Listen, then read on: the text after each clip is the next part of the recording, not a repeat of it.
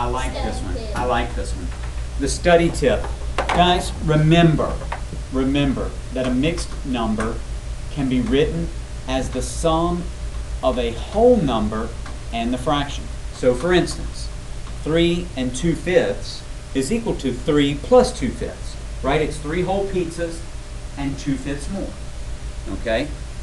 That's what makes it easy to change it back to an improper fraction. Easy, easy, all right? Let's go down here and look at example number 2. It says, write the mixed number as an improper fraction. Okay, it's 4 1/5. But I already wrote it up here as 4 plus 1/5.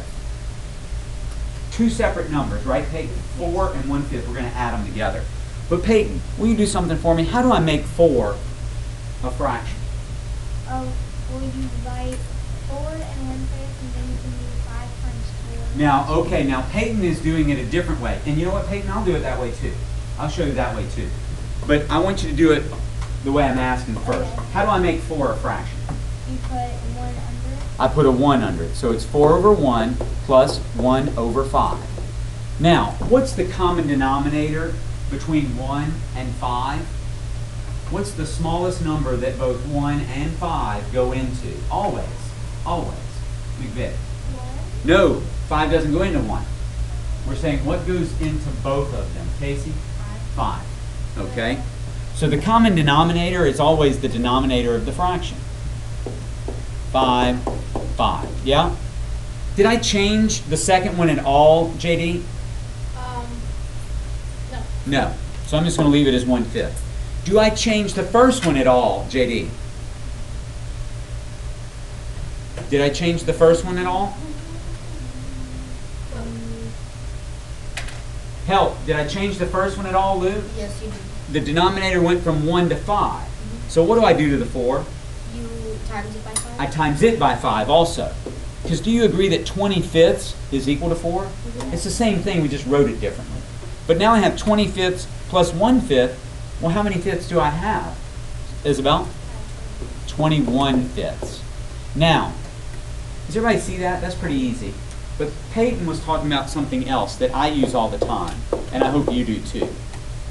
The simplest way is this little, it's counterclockwise. It's clockwise. It goes the same way as a clock. Okay? I start at 5, and I do 5 times 4. What's 5 times 4, Gray? 20. 5 times 4 is 20, and then I add the numerator. What's 20 plus 1, Gray? 21, and I keep the denominator. Which one do you find easiest? Raise your hand. Raise your hand. Which one do you find easiest to remember and understand and use? Lily? The one that I just did? This one right here? Absolutely. It works great. How about this one over here? Does anyone feel comfortable with that one? Like that one? Great. I would like to. I like the one you just did is pretty easy. I did Yeah. that last year.